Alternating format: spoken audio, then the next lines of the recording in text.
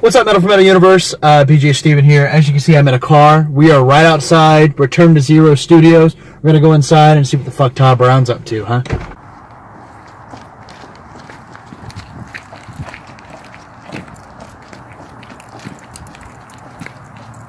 Return to Zero. Let's see if Todd's home.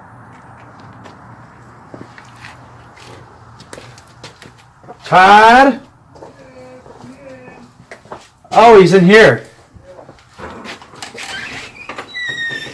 Hello! Hey, man. Oh, he's making dates. That's what he's doing. Yeah, Just making dates. I fucking haven't done my calendar in a little while. What is up, Metal4Metal Universe? I'm PJ Steven. I am here at Return to Zero Studios with my man Todd Brown here. Todd's one of my favorite people. In Charleston, you've been on the show before. Hyper Mutants. That's right. We're going to get into that in a little while. But yeah, we're here at your studio. We are. This is my home away from home. And it's a beautiful studio. We're going to have a little bit of tour at the end of this video. But, man, how did you grab this place? I have to ask. And when did you grab it? Well, let's get right into it. Yeah, I think in 2011 I decided I had gone through all my friends' bands and I started to have strangers come to the house. Because this was all in my house. And my wife was like, get this shit out of my house. Because now, anyway, strangers in the house, and it just got kind of like a little busy. Because I know you've been doing this for a while, sound engineering. I've been doing this for quite a long while, and when I really got into the recording aspect of it, I guess I didn't realize that, you really kind of need a place to do it. Sure. It's not your house. So I won't discount the 5 years it was at the house where I felt like I was really learning my craft. Uh-huh. And even then, I was like just stepping off into the world. Right. It wasn't like I had it all sewn up. I'm learning every day, even here, and this is year number 8. Yeah. So yeah, we've been here since we started renting the building in 2011. April 18th, my birthday, we signed the lease. I had a partner when we started, and we've since parted ways. But I'm here by myself now running it. Right. The way I always kind of really wanted Yeah. to do it. And it took a year to build. It was just a big, ugly white warehouse. There wasn't much to it. We got lucky because this room in here with the cypress boards up and all that, it was already built. And this wall was still intact. And that was my storage room back there. Kind of like what the garage serves as. All PA gear was stacked up back here. I had so much more of it too, so I needed a big room. And I think April 4th or 5th, 2012, we had a grand opening party, and we had like 200 people showed up. Hell yeah. And we partied down, and then you got to work. the rest is history. Started making records with everyone that would have it, I was going to say, off the top of your heads, freestyle here, bands that you've worked with here in the Charleston area, just, Oh my God. freestyle. Well, it's easier to go backwards because they're on your radar. Sure. Alert the Media. Love those guys. Guardians Warlock, which was awesome. Illazilla, which is an amazing jazz project. Yeah. I've done... Oh my God, there are so many, y'all. I had a list. Missing Bearcats? Yeah, Missing Bearcats, Mojo McGee, Fusion Jones, which, by the way, they won Jazz Album of the Year. Yes, they did. I saw that. Let's see. Whiskey Warfare, cool local Great punk rock. fucking I'm reading them band. off here. Oh, you're reading them on there? Yeah. You cheater. The Gutter Saints. Gutter Saints, that brings Second back some Thoughts, memories. which is my old high school punk band. Yeah. Of course, the Cult of Bastards. We tracked it all here. Yeah. Let's see. The Wasps. 87 Nights, which is my intern Mac. He's their drummer. Oh, the dudes that were here. The dudes that were here. Yeah, they're good guys, you man. guys Good came guys. by to get your mixes. They're good guys. Yep. And we've done lots with them, and there's more to be had with them. Oh, yeah. I've done 2 court cases this year, which that's something people don't realize that studios do. I do, commercials, webinars. I do podcasts. I did a few of them for Joseph Coker in the past. I love working with him, but I guess he got out of the podcast I love Coker. Sensei. Coker's my man. Yeah, he's my sensei. I love that. He's one of my faves. And, there's a lot of little things that you do in a commercial studio that people for the veterans advocacy, and I can do... Because you yourself are a veteran. Sure, yeah. I was Army veteran way back, early 90s, and spent a couple years doing that. Glad to be a civilian. Yeah, glad to be, yeah. Yeah, this is a lot less dangerous. Sure. and I would help people like defend themselves for like defamation of character. If somebody has like security footage or audio evidence for someone stealing or cheating on them, there's been some things like that. I'm able to kind of go in and fix that up, and I have lawyers that'll help me in back. No shit. Yeah, I didn't fucking know that at all. I've actually done a few. I've probably done about 10 of them in the last 8 years. No shit. Where you just help people out with their court stuff. And it's not really, I'm not involved in it or anything. I'm very unbiased. You're like an anonymous. Yeah, I have to be thing. an anonymous, unbiased source because that's part of the game. Sure. You know, people who hear things on the tapes, they hear things they want to hear, and I'm the objective one going, I don't hear it. Yeah. So, there's things like that. I wouldn't go in any great detail because I'm not allowed, but yeah, there's all kinds of unromantic shit. That's pretty cool. So it's not all just making badass records. No, it's just, you got, as a sound engineer, Yeah, you might make, like I said, you make commercials, you do webinar. I do like bumper music for like pageantry and stuff like that. It's like whoever needs something done audio. Well, you're also a hell of a sound man too. You do sound for a lot of the different venues that are around here. I'm talking Burns Alley, Tin Roof. You've done work for the Sparrow a couple times, right? Sure, yeah. Well, the Mill, they have their own little setup. Yeah. So you are in two bands right now, correct? The 33s, 33s and your own band, the Quarter Bastards, which we're going to be getting to later on down the road.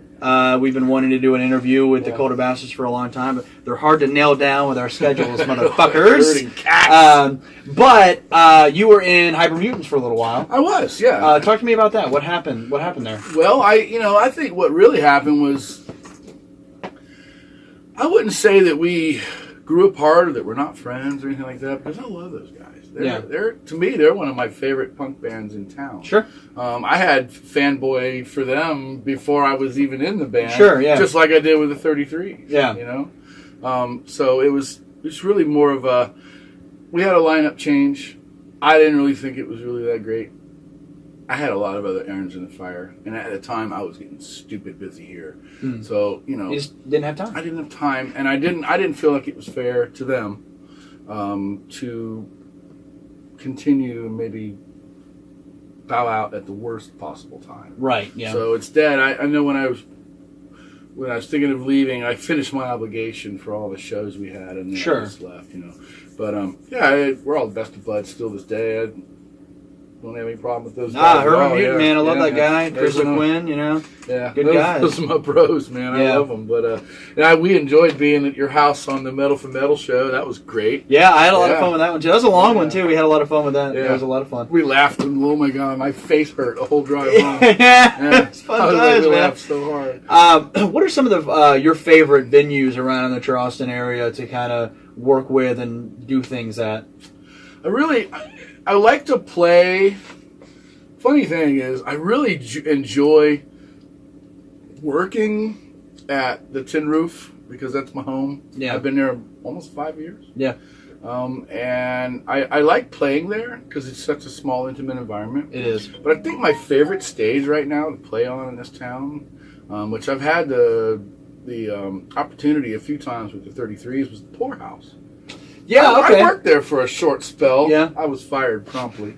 But, yeah, I'm not granola enough to work there. No, I get it. It is really very. I've only seen one show there, and it was with a buddy of mine, Chris, and it wasn't metal or punk or anything. It was just some rock and roll band, and they were okay, Yeah. But I see where you're coming from. That looks like a great stage. That stage is banging. It's got equipment on it, and the staff there is really good. The lighting and sound. Oh my God. It looked pretty. Yeah, that's Brooks Wilson over there, man. He's no joke. He's one of my heroes in town, actually. Really? Yeah. To me, I think him and maybe like,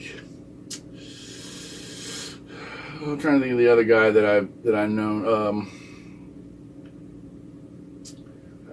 Names escape me. Right. Forgive me. There's a few sound engineers in this city that I absolutely love enjoy. And respect. Yeah, but yeah, I think, and I really like playing the Sparrow. Like, that was a really cool place to play. Yeah, the Sparrow's great to play. Yeah, I always love playing the Sparrow. I didn't like working it as much because you got to get up and down off that stage all night long, and these old knees are like, please stop. Yeah, it was really tough. I like seeing shows at the Mill. That's always really fun too because it's very intimate. Well, and not a whole lot going on. And what the great thing about the Mill is you're your own production crew. Exactly. So, there's no sound hardly. Yeah. They got a PA, and that's all you need. Yeah, that's a hole in a heartbeat optional. So when did you actually move down here to Charleston and start getting involved in the scene, as you could say? I got down here in summer of 2001. Okay. What was the scene like there when you first dropped in? Well, I came to James Island first, so the first place that I think I ventured out a few weeks after moving here, and I didn't really know it on James Island, but I knew if you went downtown, you might find some music. Yeah. So what I ended up doing was playing everybody's open mics. Okay. The Kickin' Chicken had one, Mellow Mushroom had one. There were a few others, and we did a lot of corner busking. I found a bunch of friends, and we would get together. We made buddies and made up songs. And what would you play open mic? Like, because I know acoustic guitar and sing. Yeah. I Because I know you're a punk guy. You're Sure, a metal guy. Sure. We were just talking about King Diamond before Yeah, this started. There's no presents. Yeah. Grandma, what was it like? So, like, were you doing that on the acoustic? Yeah, no, I wasn't. I had spent a lot of time in North Carolina. Like, I took a bow out of punk rock for about a decade. Sure. I wanted to raise my kids, and I had to be home. And I was truck driver for a long time, and I just really didn't have time to. This be is after involved. you got out of the military. Yeah, and I just didn't have a lot of time to be involved in music. And I mean, I was raised in immersed in skateboarding and punk rock culture. Sure. In Wilmington, North Carolina. This was what raised me up, So Right. I had all that. So you were able to take a hiatus from it. Sure, and I kind of really had to. It was, I got to where I couldn't go to like third grade and be a chaperone with a mohawk and metal through my face. I get it, yeah. And because nobody would take me seriously, and I did that for the kids. I think it was a little better. I might show up with a Black Flag T-shirt on, but I had we talked about the King Diamond shirt. I had normal and hair. the Venom shirt that I have. Huh. So you never know. I mean, no, I'm with you. But I looked totally normal. I might have like a leather jacket and a Black Flag shirt on, but I didn't look. You look normal. Punk rock. Yeah. Most normal. Yeah. How old are your kids now? Well, they're all grown. Yeah. Let's see. My daughter Haley is 25, and my daughter Anna is 24. That makes Haley 26. Holy cow!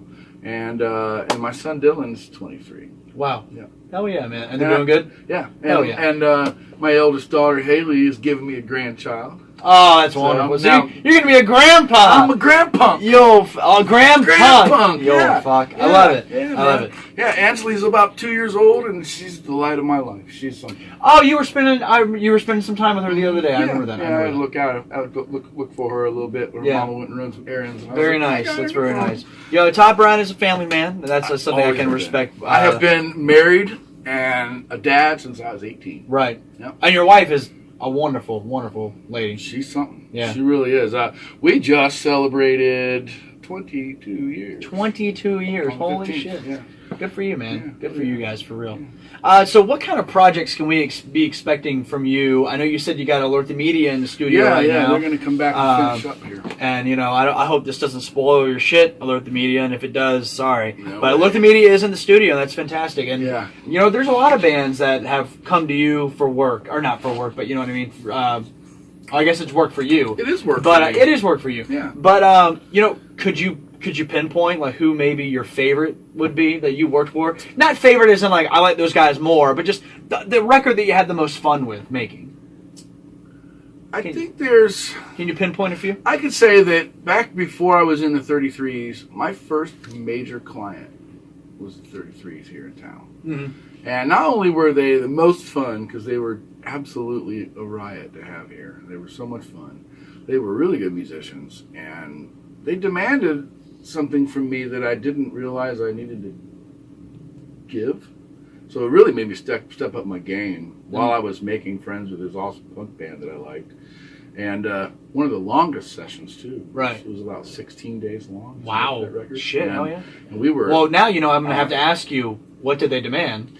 It was really more about, I needed to let the band be what they were. I had some ideas about how to do things with the band with that many members, with that much music, and so much of it, the fundamentals of it, so much of it did stick, and I was able to do that. But that was the session that I learned to just sort of step back and let the band teach you how to record it. Yeah. Because it's their record. Yeah. You know, and it's their money, and I don't want to stand in the way of that. See, a lot of people, I think, in this industry have a penchant to like want to be the producer or the reason why they're so good. I don't care about that, man. I'd rather document a wonderful time and let you. The reason why it's so good is because you guys are great, you know. Yeah. They were the ones that I think really made me step up and really like pay attention and listen to what people had to say. Sure. And so that they could have the sounds that they wanted, so that they could have the record that they wanted, you know. And I didn't know that before that. Right. No, that's really smart. I like that. I was like, wow, I guess that was one of the things and one of the most fun times I think I'd had in a long time. And they were our first client. That was I want to say that was winter of 2012. I gotta ask. You're saying we. Who was your partner? Oh no. We is in. We. Okay, never mind. Yeah. I understand. I thought that's what you were saying. Yeah. Okay, so I do want to ask. Going off, how does it kind of make you feel when if you get your record that makes, or you're recording a record that makes it, and the guys are not only praising you but praising the process and all that. Chat me up. How does that make you feel in that kind of moment? Like, do you feel that you were kind of a part of that, or are you just kind of humble and think like, well, they paid me, I did a job? I think there's a little bit of both, and mind you, that didn't start happening until I made the record with Sex Wax. Love that. I gotta tell you, man, that was the record where people were calling me going, "Did you fucking make that?" Yeah, that was a great record. It's fantastic. Because we want to make a record with you because of that, and I'm like, what? Yeah. So it took many years before I got a call about, "Hey, we really like that. Can we come and work with you too?" And now when I see things like that, like my friends' bands or a client that I really just met through the work, going out and telling people how proud they were of the record they made and like where they made it, and they'll like drop my name, and it is humbling. Yeah, it really is. I mean, I think a lot of humility goes a long way in this business, man. I agree to that. Yeah, a lot of the music, in my opinion. This is me freestyling. There's a lot of people in the music business that could use a little humility. Just saying. There really are. And I always think that I'd like to be one of the ones that people were like, hey, Todd, yeah, of course I got paid and I did a job. Sure. Because that's game on for me. That's my name. Right. So, and I think at the end of the day, you have to make... Well, all you have in this business is your name. And the bands out there that trust you and pay you, they have a good name. Yeah. And I owe it to them to uphold that. So, sure, and I agree with that. There's a client bond with your engineer and your producer that, sure, we're all a part of the process. I think that's fine to feel good that we did that, but I don't think there's a whole lot of going, yeah, it's totally cool. I love you for that. That was great. I totally made that. Yeah. No, I wouldn't think that. And because I said, when somebody praises me for doing a good job, I put it under my cap, and I thank the good Lord above for that. I do, man. I don't play around with that. Yeah. I don't mess with the universe. I think when it comes back to you, it doesn't mean that you're paid in full. It means now you owe even more. So the universe tends to unfold as it should. Yeah. I believe in that. Yeah, and it will, and it does, and whether you're ready or not, it's happening. So I would say get on board. Yeah. Get involved. Heads, hearts, and hands. Let's get it done. And because would that be your? I'm sorry to interrupt. Would that be your advice to? I'm not gonna say beginning bands, but bands that you've never heard of or bands that you've never worked with. Would that be your advice to them if they were coming in here for the first time? I think my advice to them would be, do the work. Know your sound. Be ready. Be correct. Ready. Just because you don't want to waste their time. They don't want to waste your time, right? Be rehearsed, because when that clock's rolling. So is your money. It doesn't roll backwards. Yeah, I know. I agree. So, and I don't, not in so much of a financial term, but I don't want to waste people's artistic moment. I True. think so. I Yeah. hope the people who are coming that they're ready to put that down. Right. And you know, and I think the other thing is don't be afraid to make a mistake, because sometimes they turn into really happy little accidents. And the ones that aren't any good, the trash shit, the crap track that you just recorded because you were nervous, no one's ever going to hear that, dude. Yeah, that's true. Nobody knows that happened but you and me and your bandmates. And no one's, and you just deleted it. Yeah, so it it's doesn't like matter. a matter of delete, you know. I Yeah. I don't bust people's asses about that, you know. I may joke. you'll bust some balls, yeah. I mean, I'll bust balls in the name of a good time, but Yeah. I never want to tell anybody that they're not doing well or they shouldn't be here. Because if you come here, you should be here. I agree. You know, and I think if you want to be here, you should be here. I think that number one thing is be humble, do the work.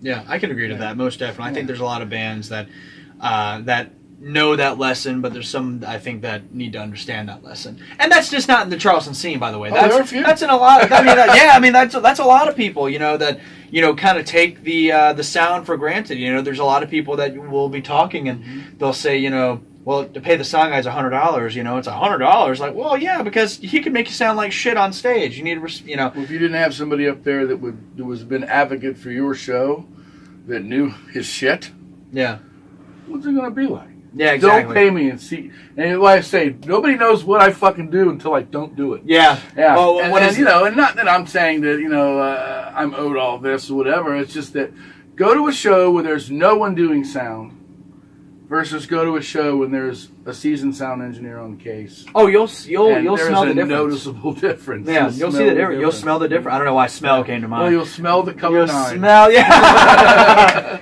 Todd, it is always a pleasure coming to see you, and it's always a pleasure being here, guys. Before we leave, we need a tour of your studio. Sure. Let's go in there and let's check it out, guys. Stay tuned on this video. We're going to be talking to Todd Brown about his specific equipment right here in the studio. And again, we are at Return to Zero Studios. I'm PJ Steven from Metal4Metal. That's Todd Brown from 33s, ex-Hyper Mutants, Coda Bastards. He wasn't Voorhees, but now he does. It sounds endearing. Fuck, he's been doing it for 8 years. I mean, the list goes on and on. This man is a fucking renaissance man, and he is humble, but goddamn is he good. Stay tuned after the video, folks. Thank you, Steven. Metal4Metal, motherfuckers. Todd, this is a badass recording spot, man. This is pretty fucking sweet. Thanks. Talk to me about the drum set here. I mean, show through your equipment. This is Frankenbeast, the drum kit. Frankenbeast, I like it. Yeah, this has got... Basically, it's every drummer in town who didn't want shit gave it to me. And I got some gems. I saw it. Cymbals with bites taken out of them. Stuff that... Cool. Hey, don't touch that. The old thing where anything old is new to me. When I get it... Old man's trash, one man's trash, another man's trash. Sure. One of the kick drum was a CB800, which is worth about $10. But when you put $200 in it, sounds great, and it's on just about every record I make. It eventually ends up on there, whether it's a sample or the actual kit. Correct. Okay. Yeah. And the tom-toms came from a band in Wilmington. Actually, I have the whole kit here. It's like 20 freaking tom-toms. It's this huge kit. It came from the All Tore Up. Was he trying to be Neil Peart? I don't know, man. It came from All Tore Up and like SOL, which are bands in Wilmington. That SOL, I know. Famous. Yeah. And I don't know the other one, but I know that was SOL. their drum kit. Yeah. So that's so I inherited that. Hell yeah, man. A bunch of the cymbals I got from other drummers in town that were just looking to get rid of stuff. They were all and they work for stuff. recording. Yeah, they don't have to look nice. No, they don't. Have to. All this over here. What is this one? Well, let's see.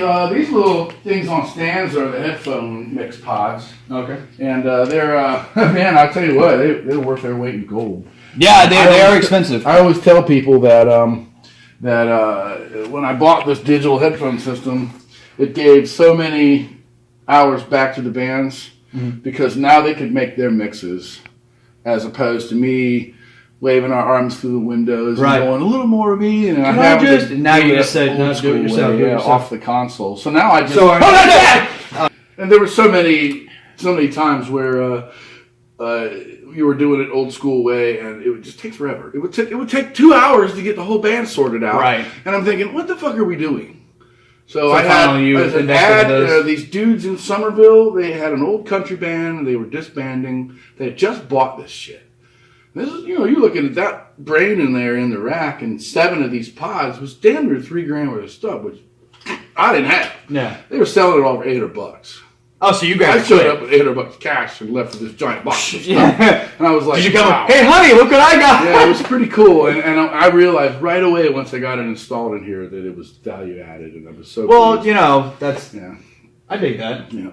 And this is this part of the rehearsal PA. That's what all this is in here is the rehearsal PA. And that's your bass that you use when you play for the 33. Yeah, right? yeah. I have this one, which is my little 3/4 scale bass here. I like that bass. And then I have a Fender over there, which is my new one. Oh, yeah. I like the Fender. I do like the Fender.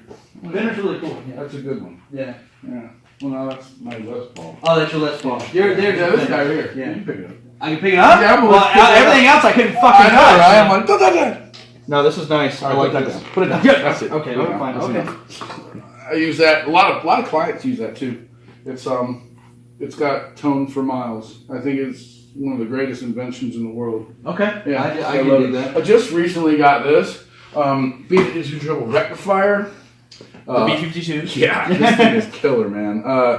I had all these Fender amps and like old school heads, and I needed something that just had like balls like Slayer. And this was like, that's what you need. Yeah, this is either like Bad Religion out of the box or Slayer if you push it, and it's really wonderful. And it helped develop my sound for the Cobb, which is really yeah, fucking Slayer. Fucking Slayer. Yeah, here's a little mess of stuff that I need and random mics and things like that. The old mic cabinet, which is looking pretty shoddy these days. Come on, this mic here is pretty nice.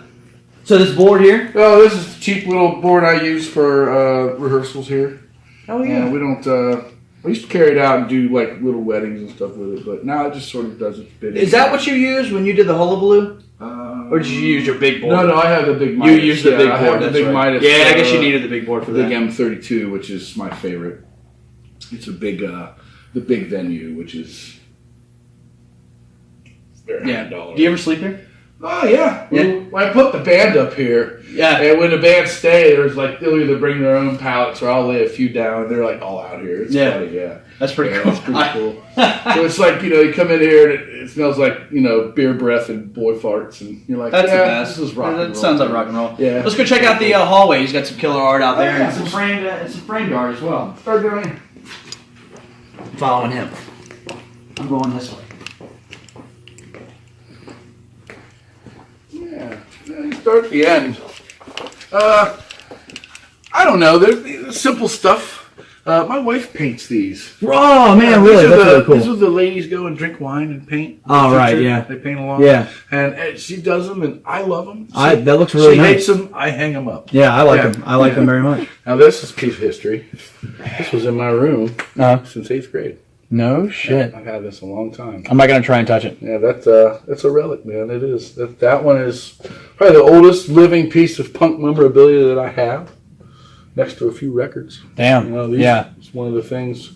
And I gave it to my son when he was a kid, a little skate rat. Yeah. He was in his room for a while, and when he moved out, he didn't want it. Then he folded it up and put it in a box, and I found it, and I was like, I'm hanging this up. In my fucking It's studio. ragged, man. It is. But yeah, dude, but it's worn. It's a piece of history, Yeah, good old. I can dig that. And then a lot of people go, what does it do with? Why would you frame stickers? And I thought, well, my wife did this for me, and she put all these stickers that I'd collected. These are all period. Right. These are not just stickers. No, these are all from that era, though, when we were kids. I see what you're saying. And my friend. Well, I know you're a big 7 Seconds fan. Yeah, my friend Brad. Oh, I love them so much. My friend Brad and I went to a lot of these shows, and some of them he went to, and he always had a few bucks to buy merch, and I didn't. So he had drawers full of merch. And a couple of years ago for my birthday, I purchased a big box. It was I don't know what you're giving me box from my friend. Okay. All these stickers in it, and a bunch of old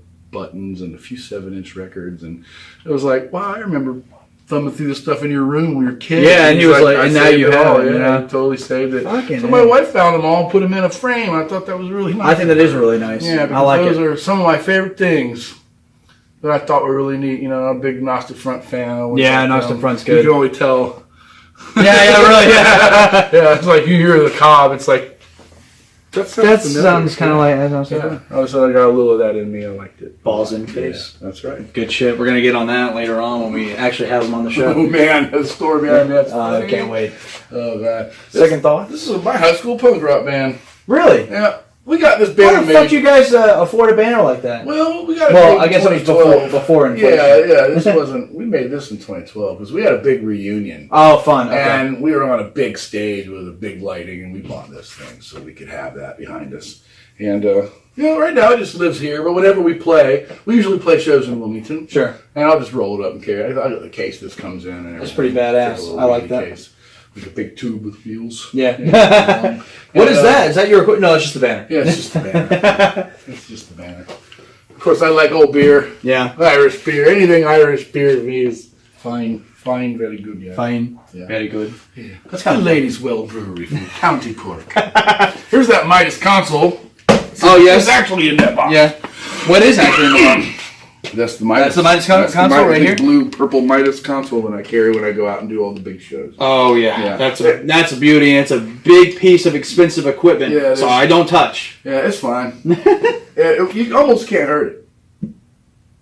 And then, of course, when not so long ago, when I was asked to become the curator of all things 33s, these things got a little moldy and ruined, and I cleaned them up as much as I could. Yeah. And brought them in here and gave them a home. I know you were a fan. You were a Really? fan, but you were like Yeah. the Henry, besides being a front man, but you were like the Henry Rollins of that band. You were just a fan, and now you're fucking playing super for fan, him. and now I'm just like playing. Black Flag, man. Right. Just like Black Flag. Yeah, this I'm particularly proud of. Yeah. We just lost Charlie McAllister last year, Mm. and he's a local artist, and he painted this in '93. I've been offered so much money for this painting, I always said no. Good. Yeah. I met him when I first moved here, and I got this from him in a trade. And Never let it go. Sadly enough, he had passed recently, and I was really bummed. But I've had a lot of people offer me money for that, and I'm like, no. No. Hard pass. Yeah, he probably did this when he was in art school or better, maybe high school. And this is your big 33s band? Yeah, I think this was the first one they got made when they went on tour all the way to Salt Lake City. I was not in the band back then, but this was one of the bigger ones, and I love this one. They all hate it. They're like, it's somebody. I don't know why they hate these, but they hate them. I fucking love them. I fucking Well, Todd, it's been a pleasure. We're going to get out of here. I know you got studio in to do. Thank you very much. Got some studio You got to some do. studio to do in Bo Gator. Listen, I appreciate your time. I always do. Todd is one hell of a man. If you need a record done, if you want some sort of sound anytime, mostly anytime, you come to Return to Zero Records.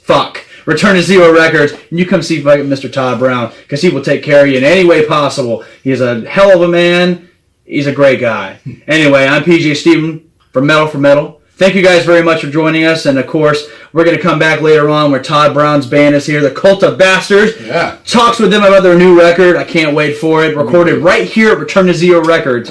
Thank you so much. Have a great day. Thanks for coming.